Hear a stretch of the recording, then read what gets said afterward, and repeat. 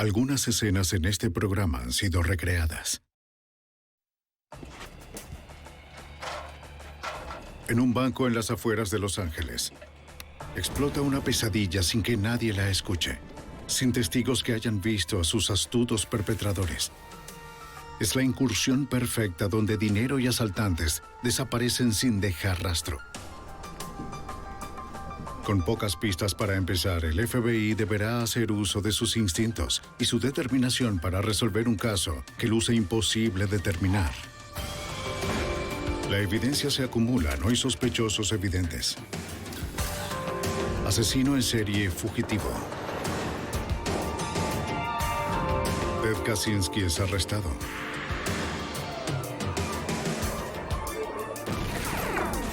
Fugitivo a un prófugo.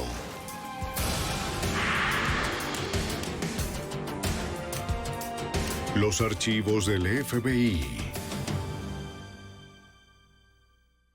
El robo de bancos es un crimen atrevido pero simple. Una máscara, un arma, una nota al cajero. Pero la incursión bancaria es diferente. Se necesita talento para desactivar una alarma y penetrar una bóveda. Soy Jim Kallstrom, exdirector del FBI en Nueva York. En 1972, ocurrió sin tropiezos la mayor incursión bancaria en el país. 8 millones desaparecieron. Ahora los agentes deberán rastrear una banda de criminales con dinero suficiente para desaparecer para siempre. El golpe perfecto. Laguna Niguel, California. 27 de marzo de 1972. Es lunes en la mañana en el Banco United, California. Y los empleados se preparan para abrir.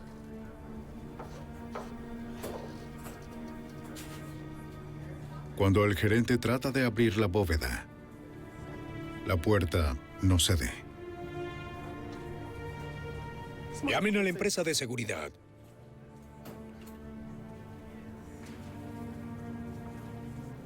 Veinte minutos después, llega un técnico en bóvedas para revisar el sistema de cierre. Trabaja por horas. La combinación es la correcta. Las cerraduras están en su lugar, pero sin explicación, ni el experto puede abrirla. No funciona.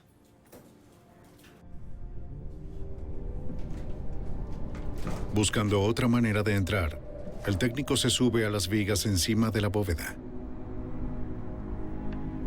Se sorprende al encontrar un hueco en el techo.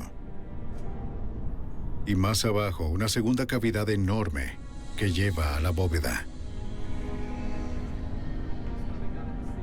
Agentes del FBI de la oficina de Santa Ana acuden de inmediato al banco.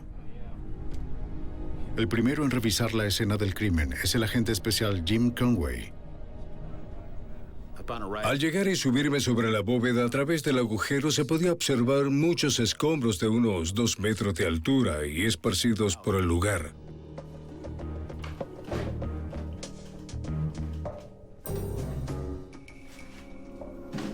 Una vez dentro de la bóveda, el técnico ve un destornillador trabado en el engranaje de la cerradura. Para los agentes, la intención era retrasar el descubrimiento del crimen. El lugar es un desastre. Mi primera impresión fue que se necesitaría mucho tiempo y esfuerzo para resolver esto. No era algo que pudiéramos resolver solo con una escena del crimen. Solo unos pocos podíamos entrar y revisar la extensión de lo ocurrido, pero estábamos caminando sobre relojes, anillos, valores y todo lo demás porque estaba apilado en un desastre de cemento. El agente especial Frank Cali comienza a ordenar el caos. Todo estaba tirado en el lugar. Había mechones de cabello, todo tipo de estados de cuenta, fotos, cosas comunes que las personas meten en cajas de seguridad. Recuerdo haber visto vasijas con cenizas de personas fallecidas.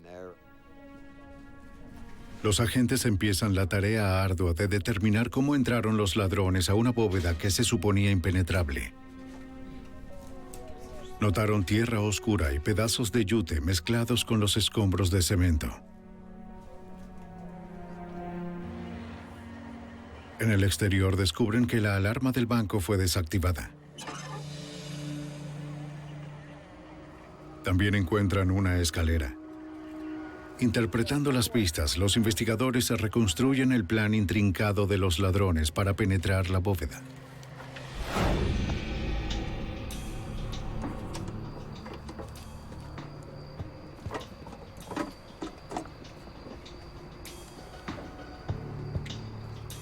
Desactivaron la alarma inyectándole espuma de poliestireno líquida. Esta se endureció fijando la claqueta e inutilizando la alarma. Luego los ladrones se subieron al techo.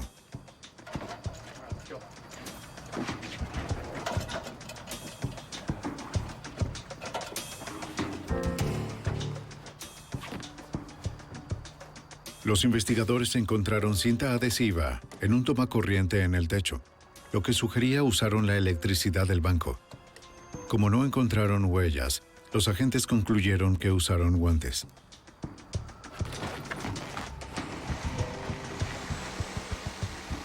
Con una sierra eléctrica, los intrusos abrieron un hueco de más de 1 metro en el techo. Bien, bien. Muy bien, ya entramos.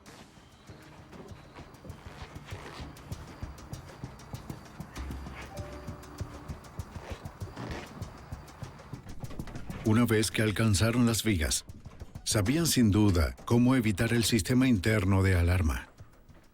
Tomaron un par de los cables, los cortaron y soldaron uno al otro en donde estas alarmas transmiten. Fue un trabajo delicado y muy habilidoso. Ahí supimos que eran listos, que habían hecho su tarea. Incluso con la alarma desactivada, 40 centímetros de concreto reforzado con acero separaban a los ladrones del contenido de la bóveda. La única forma de entrar era una explosión muy poderosa. Los agentes creen que los bandidos perforaron el cemento y luego metieron dinamita y detonadores eléctricos.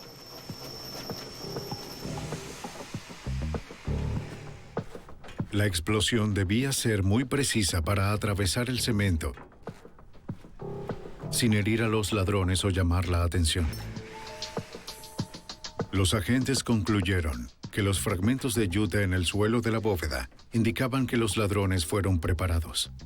Colocaron bolsas con yute sobre los explosivos, no solo para amortiguar el ruido, sino para dirigir la carga hacia la bóveda y hacia dentro del concreto donde la querían, y no que explotara hacia donde ellos estaban.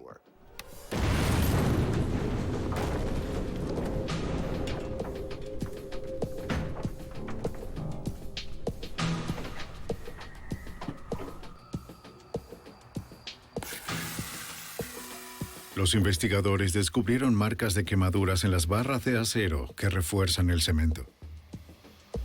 Concluyeron que los ladrones sabían que la explosión no rompería el acero y fueron preparados con un soplete de acetileno.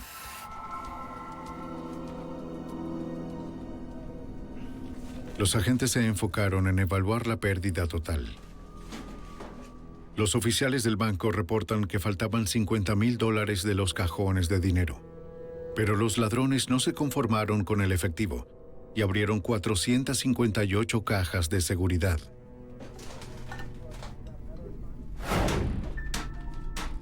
Los investigadores encontraron marcas de herramientas en las cerraduras y dedujeron que usaron un instrumento puntiagudo y mucha fuerza bruta para abrirlas una a una. Con cuidado revisaron cada cosa, dejando atrás lo que no querían. Lo increíble es que los bandidos fueron tan meticulosos que entraron y salieron sin ser vistos ni oídos. En 1972, la mayoría de los bancos cerraban los fines de semana. Los agentes concluyeron que los sospechosos se aprovecharon de eso. Parecía que habían entrado y salido varias veces durante el fin de semana. Era probable que entraran un viernes en la noche y no salieran de allí hasta bien entrada la noche del domingo. Los ladrones no solo habían logrado un crimen largo y complejo, sino que lo hicieron sin dejar una huella dactilar. Aunque los investigadores encontraron un guante marrón de algodón, brocas de taladro, ninguno pudo ser rastreado. Agentes y adjuntos recolectaron los escombros para mayores análisis en el laboratorio. Pero sin evidencia aparente ni testigos, enfrentaban un difícil reto para identificar y ubicar a un grupo de criminales muy hábiles, incluyendo a expertos en electrónica y explosivos. Los investigadores volcaron su atención en determinar todo lo perdido en las cajas de seguridad. Sería muy difícil, ya que los bancos no tienen registro de su contenido. Lo normal en un robo a un banco es el efectivo faltante, es tener que encontrar, por ejemplo, $350,000 en efectivo. Pero en ese punto no sabíamos qué era lo que faltaba, y era una zona muy pudiente, de forma que era evidente la posibilidad de que se hubiese perdido una gran cantidad de dinero y material. Los investigadores empiezan la tarea ardua de clasificar y catalogar cada artículo dejado en la bóveda. Luego, tras entrevistar a cada titular de las cajas, pudieron conocer los detalles de las joyas que faltaban, monedas de oro raras y bonos al portador.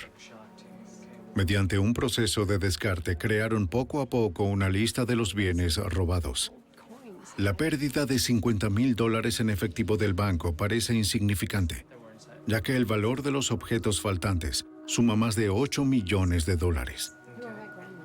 El golpe se había convertido en la mayor incursión bancaria en la historia de Estados Unidos.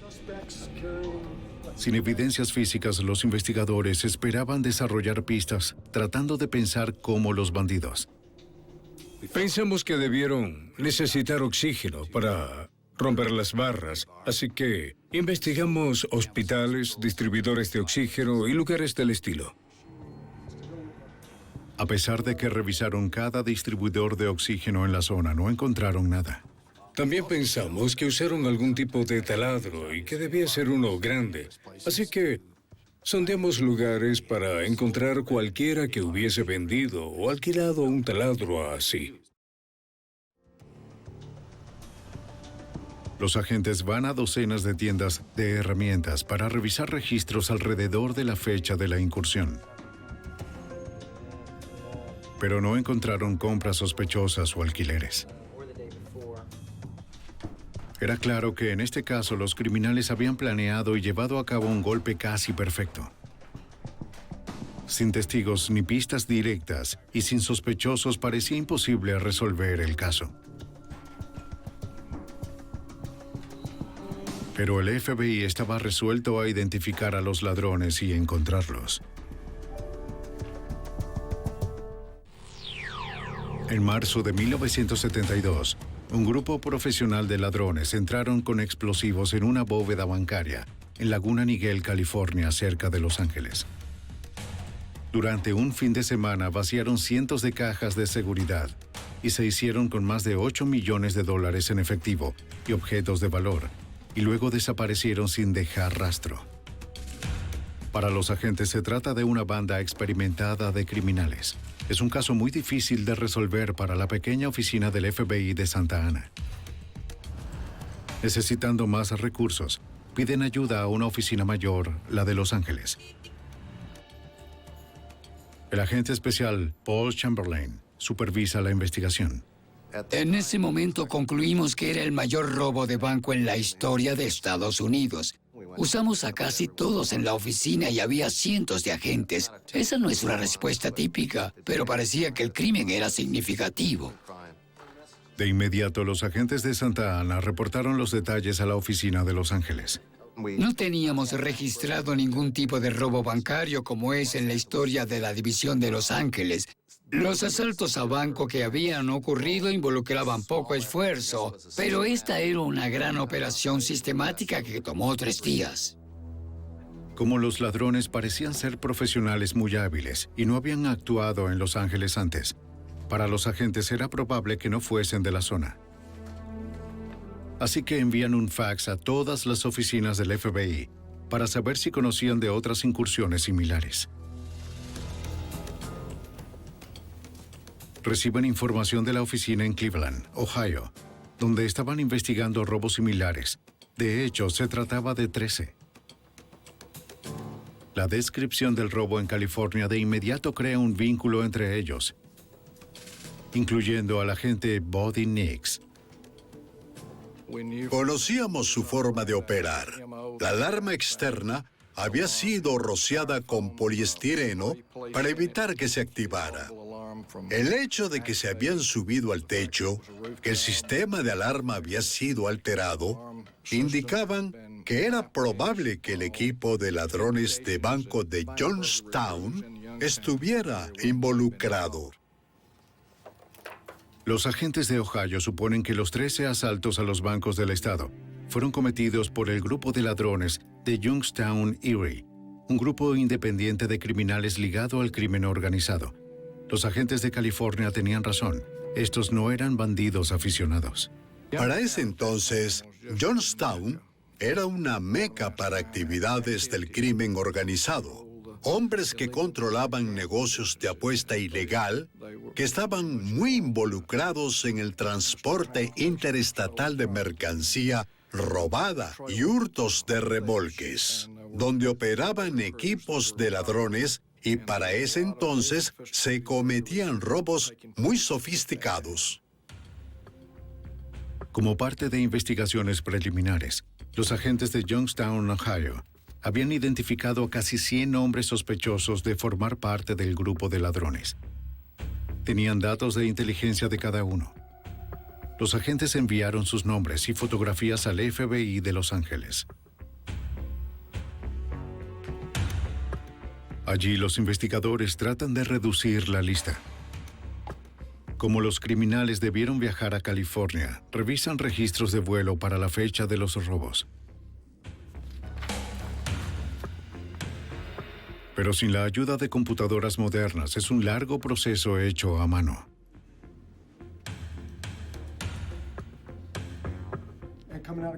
Luego de una búsqueda exhaustiva, encontraron los nombres de 5 hombres de la lista de Youngstown que habían abordado un vuelo reciente a Los Ángeles. Emil Dincio, Harry Barber, Charles Mulligan, Charles Brackles y Philip Christopher habían llegado a California 9 días antes del robo. El sexto hombre, James Dincio, llegó en un vuelo distinto el día anterior al robo. Finalmente, los agentes tenían algunos sospechosos. James Dincio y su hermano Emil Dincio. Los agentes revisaron la información obtenida de 6 miembros del grupo criminal. Todos tenían largos expedientes por robos menores en hogares y negocios. Primer sospechoso que Y habían pagado penas cortas. Emil Dincio parecía ser el cerebro de la banda, el líder. Él planificaba los golpes y escogía el equipo para ejecutarlos. Charles Brackles. Este tipo tiene... Charles Brackles es un experto en explosivos y electrónica.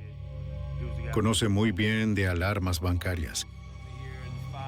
Los agentes creen que Philip Christopher era el que servía de vigilante para la banda. Es conocido por su experticia en robo de... El resto de los miembros eran familiares del líder y era probable que ayudaran con trabajos menores. Está el hermano mayor de Emil, James. Un rostro que solo una madre amaría. Y Charles Mulligan, el cuñado de Emil. Aquí tienes. Te va a encantar este sujeto. También está el sobrino de Emil, Harry Barber. Denle un vistazo a este sujeto. Los hombres eran todos criminales profesionales de larga data y bien conectados con el crimen organizado. El FBI de Youngstown, Ohio, podía vincularlos de forma circunstancial a muchos robos de bancos, pero no tenían evidencias directas que sustentaran los cargos. Un peso pesado, pero no tenemos. La única información que vincula a los sospechosos al crimen es que todos estaban en Los Ángeles para la fecha del robo. Los agentes comenzaron la difícil tarea de rastrear sus movimientos, empezando en el aeropuerto. Entonces sondeamos y entrevistamos a cada uno de los taxistas del aeropuerto que trabajó ese día, pero era un esfuerzo masivo. Los agentes pasan días entrevistando a docenas de conductores, pero por fin dio frutos. Un taxista recuerda haber llevado a un grupo de 5 hombres a una casa en la comunidad cercana de Southgate. Recuerda muy bien el viaje. El taxista recordaba a estos hombres por 2 razones específicas. Una por la propina de $100 y tenían aspecto de tipos duros y agresivos. Los agentes consiguen la dirección de los registros del taxi y deciden ir. Pero hay un riesgo. Temen que si los sospechosos se percatan de que investigan el robo, pueden desaparecer. Tienen que arriesgarse. Es la única pista que tienen, según el agente especial Gene Conway. Teníamos que interrogar a alguien, debíamos darle inicio a nuestra investigación y nos inquietaba que el resto de ellos se diera cuenta de que estábamos al menos cerca de identificarlos. Los agentes confirman que la casa de Southgate pertenece a la familia Barber. Ronald Barber, hermano del sospechoso Harry Barber, acepta ser entrevistado, pero es evasivo. No teníamos una orden o nada en ese momento, no teníamos nada positivo para vincularlo. Pero mientras más hablaba, más parecía saber y más nos impresionaba que sabía mucho. Ronald Barber afirma que los 6 hombres nunca estuvieron en su casa. Los agentes todavía no tienen evidencia directa, pero creen que la historia de Barber puede ser al menos en parte cierta. Notan que la casa parece muy pequeña para albergar a Ronald y los otros 6 hombres. Los agentes concluyen que algunos deben haberse alojado en otro lugar. Así que se despliegan revisando un hotel tras otro, empezando con el más cercano al banco. Agente especial Frank Cully. Imaginamos que estos eran tipos que gustaban del lujo, sabían que obtendrían un gran botín, así que se alojarían en un lugar agradable. Tocamos la puerta de cada hotel bueno del condado. Es un trabajo tedioso y largo a pie, pero no se dan por vencidos. Señor, soy del FBI. Por intuición, uno de los agentes decide tomar un enfoque diferente. A un agente le pareció que era probable que no se alojasen en los mejores hoteles, y por su cuenta entró en un hotel de camioneros. Y para su sorpresa descubrió que Amol Dincio se había alojado allí. ¿Está seguro? Amol Dincio es el líder del grupo de ladrones. Los registros muestran que su cuñado Charles Mulligan también se alojó allí cerca de la fecha del robo. Agentes revisan su tarjeta de registro y encuentran un número de matrícula. Ese es Dincio. Rastrean la matrícula a la dirección de Southgate de Ronald Barber. Ahora los investigadores tienen 7 sospechosos, los 6 de Ohio y el local Ronald Barber. Todavía no tienen nada que vincule de forma directa a los hombres con el crimen. Pero la investigación por fin está avanzando y el FBI se está acercando.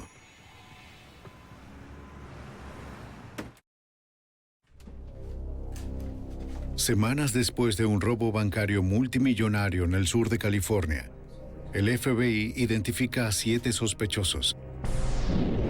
El cabecilla Amol Dincio y su hermano James Dincio, Charles Mulligan, Philip Christopher, Charles Brockles y Harry Barber y su hermano Ronald Barber.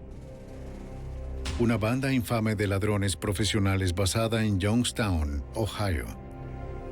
Agentes determinan que al menos 2 de los hombres se alojaron en un motel de la zona días antes del golpe.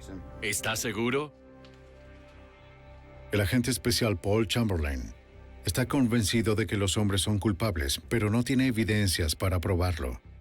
Por referencia uno sabe quién está involucrado, pero se necesita tener referencia en una corte federal. Los agentes consiguen una orden de registro de llamadas del motel y descubren una serie de llamadas a un residente local, Earl Dawson. La investigación de antecedentes arrojó que había sido militar de la Marina con entrenamiento en municiones y explosivos. Y como ocurrieron importantes explosiones en el banco, se convirtió en un objetivo de interés para nosotros. El agente especial Frank Cali descubre otra conexión interesante. Dawson es de Youngstown, Ohio, la base de operaciones del grupo de ladrones. Así que de nuevo tenemos otra señal. Y dijimos, tenemos otro golpe de suerte. Tenemos la conexión entre los chicos de Youngstown, los Dincios, sus compañeros y Dawson. Los agentes deciden abordar a Dawson en su casa y convencerlo de que debe cooperar. Le muestran fotos de Emil Dincio y sus socios y le preguntan si los conoce.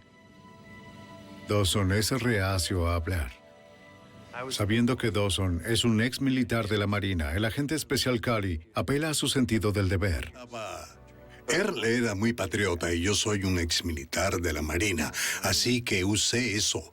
Le dije, vamos, Earl, tú sabes, estuviste en la Marina, serviste a tu país. Le dije, Earl, es importante, es un gran caso. Y me dijo, ¿de qué se trata? Le dije, ¿has oído algo sobre el robo del banco en Laguna Niguel?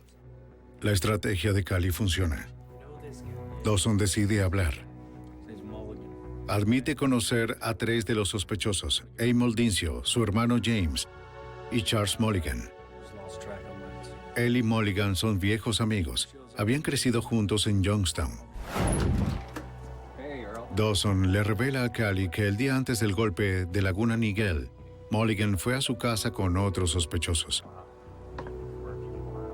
Mulligan le dio $100 para que dejara su casa por unas horas para una reunión. Dawson se va sin escuchar lo que hablaron.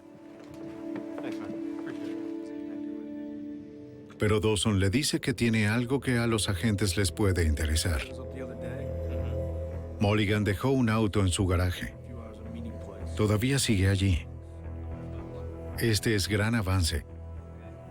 Es posible que el auto contenga la evidencia que han estado buscando. Pero antes tienen que revisarlo y son interrumpidos. Mientras hablábamos suena el teléfono. Lo contesta y al levantarlo lo apunta y dice el nombre, Mulligan. Cali piensa rápido y le pide permiso a Dawson para escuchar la conversación. Un requisito legal para usar lo que escuche en la corte. Dawson le indica que hay otro teléfono en la habitación. Mulligan comienza a hablar y dice, oye, ¿no te ha visitado el FBI? Dawson le responde, no han venido. Y casi me río cuando estaba escuchando. Estaba haciendo un gran papel, de verdad, y un cambio. Estaba ahora de nuestro lado. Mulligan le explica que sabe que el FBI ha estado haciendo preguntas sobre él y sus compañeros y que están preocupados.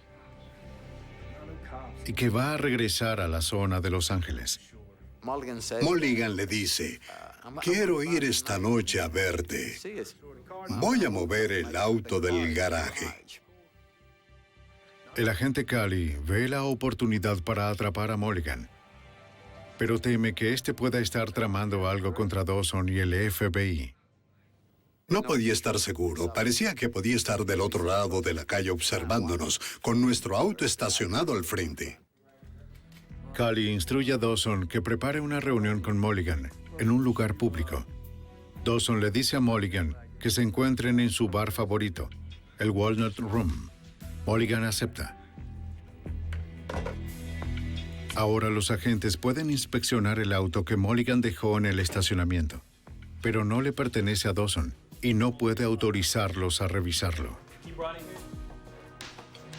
A través de las ventanas, pueden ver un par de guantes de algodón marrones, exactos a uno que encontraron en la bóveda.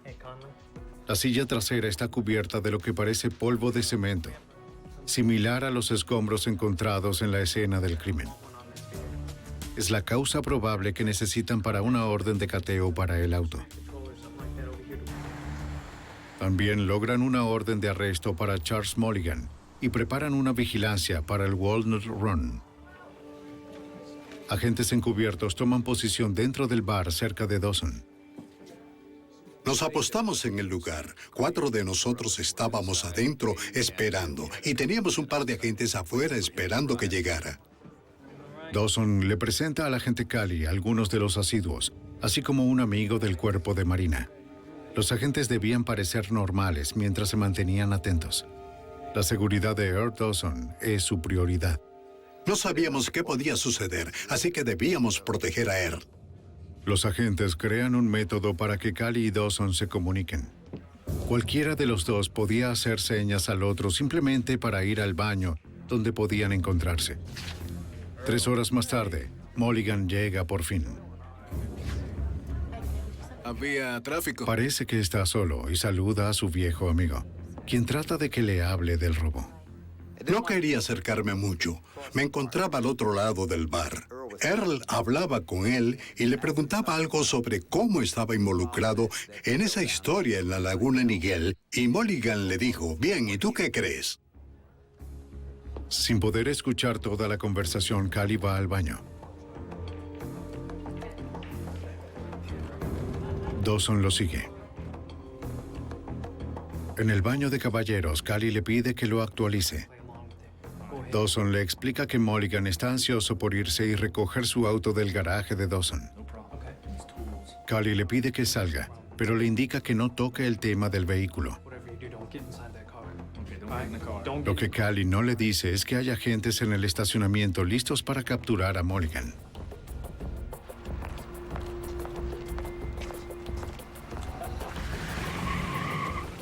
Por fin, los agentes hacen el primer arresto del caso. Mientras detienen a Mulligan, simulan arrestar también a Dawson para esconder su apoyo a las autoridades. Mulligan es acusado de robo bancario. No se resiste al arresto, pero cuando los agentes tratan de interrogarlo, se niega a hablar. Esperan encontrar respuestas en el auto que quería recoger. Agentes regresan a la casa de Dawson a inspeccionar el auto. Encontramos un taladro grande usado para perforar y otras herramientas que consideramos que pudieron haber sido usadas para cometer el crimen. Agentes recuperaron monedas robadas junto con mechas de taladro, sopletes de acetileno, martillos y otras cosas que también pudieron ser usados en el golpe en Laguna Niguel. Y nos sentimos muy bien por eso, que habíamos dado algo valioso, un jonrón.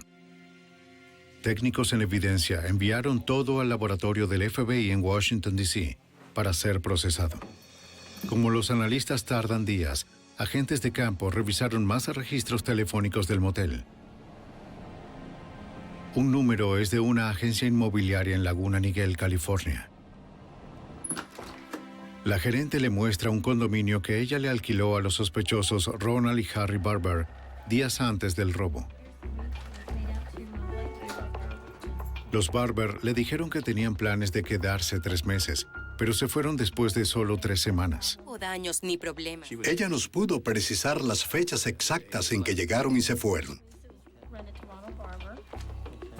Los hombres se mudaron de repente el 27 de marzo, el día en el que el crimen fue descubierto. La gerente autoriza a los agentes a revisar el condominio, desde donde puede verse el banco robado.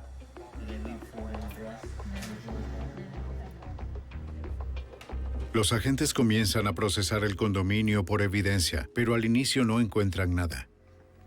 Todo el interior había sido limpiado por algún tipo de producto. Parecía que los sospechosos habían sido tan meticulosos allí como lo fueron durante el robo. No había ninguna evidencia valiosa de la que recuperamos del banco, por lo tanto no era una sorpresa que el lugar hubiese sido limpiado. Parecía que habían hecho todo para asegurarse de no dejar evidencia. Sin embargo, habían cometido un error crucial. Un miembro del personal de evidencia revisa el lavaplatos y al abrirlo se percata de que está cargado de platos sucios y que alguien olvidó encenderlo. Los platos sucios están cubiertos de múltiples huellas dactilares. En el laboratorio del FBI logran recobrar las huellas de los platos y de las herramientas recuperadas en el auto de Mulligan. y estas coinciden con 5 de los 7 sospechosos.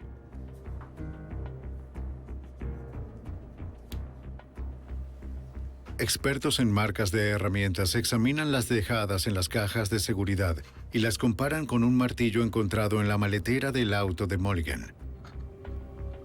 Reportan otra coincidencia. El caso del FBI está ganando impulso con evidencia circunstancial buena y un sospechoso detenido. Ahora los agentes deben encontrar a los otros 6, así como evidencia suficiente para capturarlos de una vez por todas.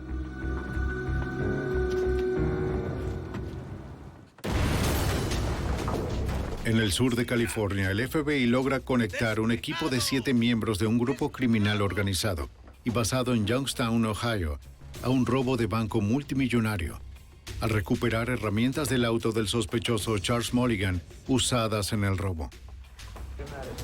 El arresto de Mulligan le da impulso a la investigación, según el agente especial Paul Chamberlain. Sabíamos que al poco tiempo del arresto de Mulligan iban a darse cuenta de que ya sabíamos quién era este grupo, por lo que intensificamos la investigación, hicimos todo lo más rápido que pudimos. Pero como la mayoría de la evidencia es circunstancial, el caso depende del testimonio del informante Earl Dawson, a quien el FBI debe proteger. Pero hagas lo que hagas y sea lo que ocurra, es probable que él fuese el testigo clave, porque el caso en su mayoría estaba flojo. La evidencia física era insuficiente. Él era el que podía unir todas las piezas. Estaban siendo acusados de conspiración y robo y podía ponerlos a todos juntos en su casa. Dawson empieza a recibir llamadas amenazándolo para que no hablara. El interlocutor insiste en una reunión cara a cara para discutir el tema. Pero el FBI se entera que el encuentro tenía un propósito más siniestro. Recibimos datos de un informante que en la calle le habían puesto precio a la cabeza de Earl Dawson, que de un momento a otro iban a intentar asesinarlo. Los agentes le pidieron a Dawson que concertara una reunión en su bar favorito, el Walnut Room, pero no le dijeron sobre el atentado. Los agentes querían enfrentar al hombre para que éste le enviara un mensaje al círculo criminal de Youngstown, que el FBI estaba tras ellos. Confiaban que podían proteger a Dawson mientras permaneciera en un lugar público. Le dije, quédate en el bar. Pase lo que pase, no vayas a ningún lado con esa gente. Nunca dejes este salón. Como la vez anterior, si Dawson o Cully necesitaban comunicarse, se verían en el baño. Los presuntos sicarios llegan. Empezaron a brindarle tragos muy fuertes a Earl. Él era bebedor de cerveza, pero trataban de que tomara bebidas más fuertes. Cuando Dawson comienza a verse inquieto, Cully se dirige al baño.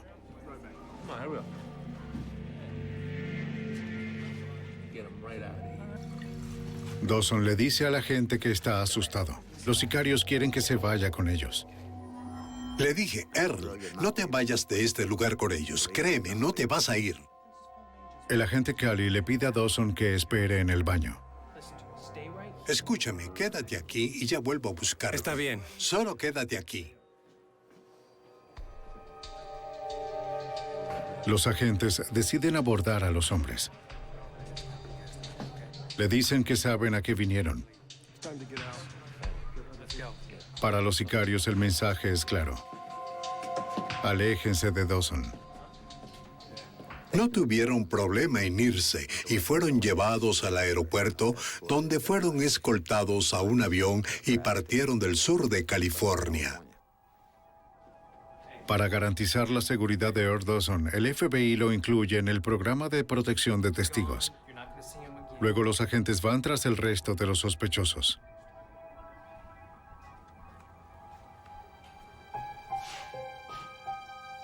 Los investigadores consiguen órdenes de cateo para revisar sus direcciones conocidas más recientes. En una de las casas, los agentes consiguen su primer vínculo directo con el robo. Dentro de la cartera de una mujer encuentran un billete de $20 nuevo. Lo comparan con la lista de números de seriales de billetes robados del banco.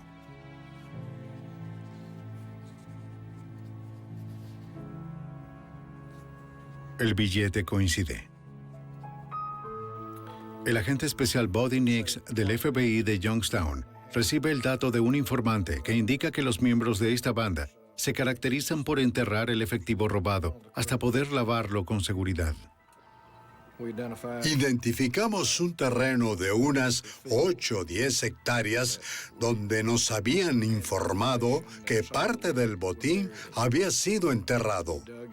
Por días estuvimos cavando, usando picos, palas y sensores. Y por último, alquilamos una excavadora. El terreno está al lado de una propiedad de James Dincio.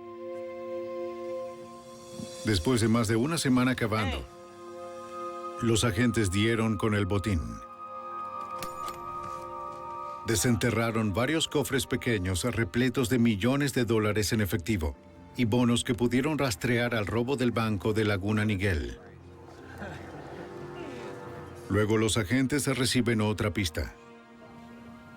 Un vecino del líder de la pandilla, Amol Dincio, llama a la policía y reporta haber encontrado una cava enterrada en su jardín.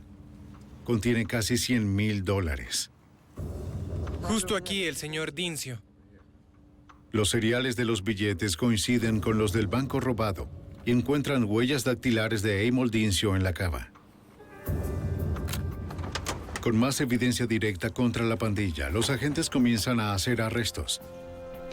Primero acuden a la casa de Ronald Barber en Southgate, California. Llegan con órdenes de cateo. La única persona en la casa es la madre de Ronald. No lo sé, no está... Los hermanos han desaparecido. Ya le he dicho. Todos los 6 sospechosos están prófugos.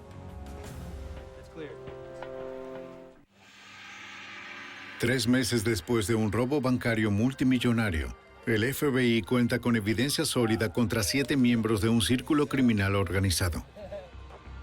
Con solo un sospechoso detenido, Charles Mulligan, se disponen a arrestar a los otros. Amol Dincio, James Dincio, Charles Brockles, Philip Christopher, Harry Barber y Ronald Barber. Los agentes acuden al hogar de Amol Dincio cerca de Youngstown, Ohio, y descubren que no ha hecho ningún intento de huir. Debido a su actitud y aire de arrogancia, el señor Dincio de verdad creía que estaba por encima de la ley y era el tipo de persona que creía que podía hacer las cosas a su manera. Cuando los agentes arrestan a Dincio, cargaba $537 en efectivo robados del banco de Laguna Niguel. Les sorprende que los otros miembros de la pandilla también son fáciles de encontrar. En solo unos días, las autoridades arrestan a James, hermano de Amol, en el aeropuerto de Ohio. Su equipaje de mano estaba repleto de más dinero del robo. Agentes hacen su cuarto arresto con Phil Christopher.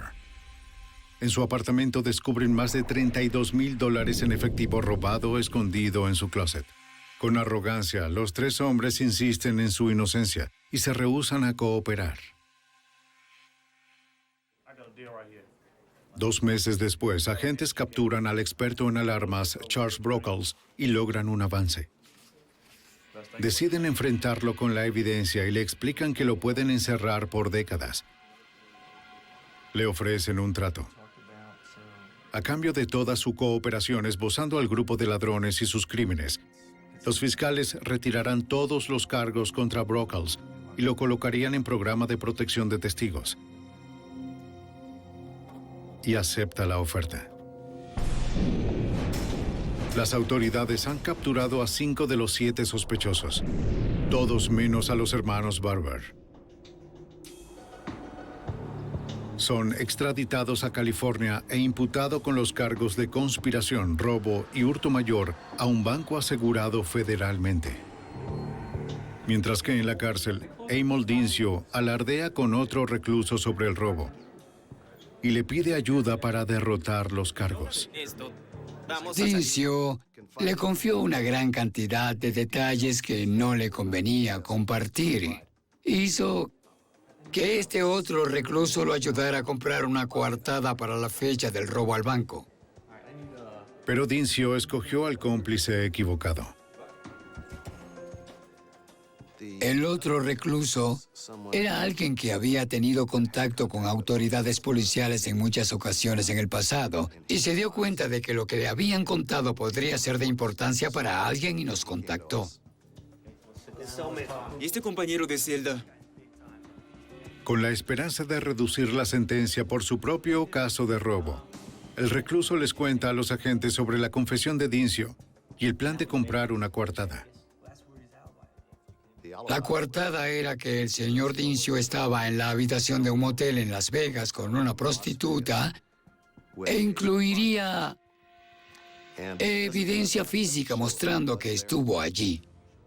El FBI le prepara una trampa. Le dan al recluso un contacto para Dincio. Se trata de un agente encubierto que le dará a Dincio lo necesario para su coartada. Dincio pica el anzuelo. En la sala de visita de la cárcel, se reúne con el agente encubierto que juega el papel de un amañador, un criminal experto en resolver problemas. Dincio recibe lo que solicitó, una ficha de registro del motel donde se alojó y le coloca su huella dactilar, una lista de espectáculos y el nombre de una prostituta con la que estuvo, y eso se convirtió en parte de su defensa posterior.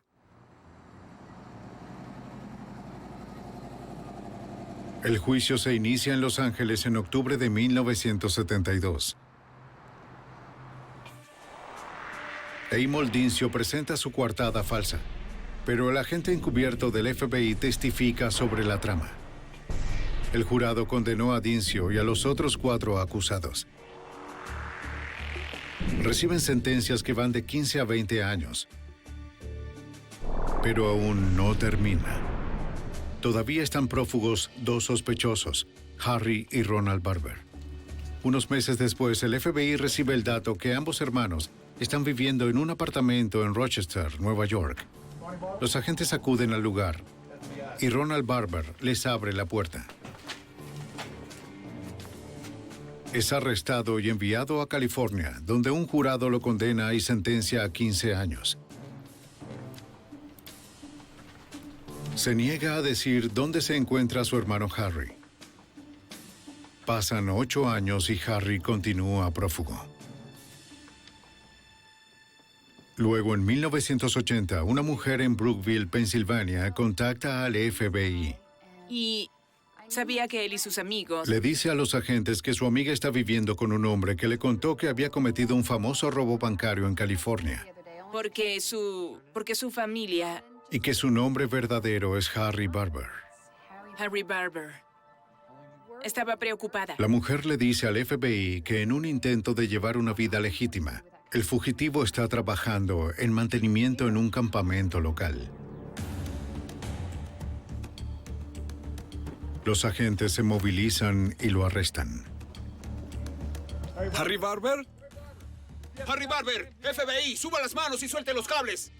Harry Barber es declarado culpable y sentenciado a 20 años. Finalmente, los agentes pueden cerrar el caso del robo bancario más largo en la historia de Estados Unidos. Las autoridades creen que Amol Dincio y su pandilla cometieron más de una docena de robos a bancos, llevándose más de $30 millones en total. Al encerrarlos, agentes del FBI de Ohio hasta California lograron detener a uno de los círculos más sofisticados de ladrones de bancos de todos los tiempos.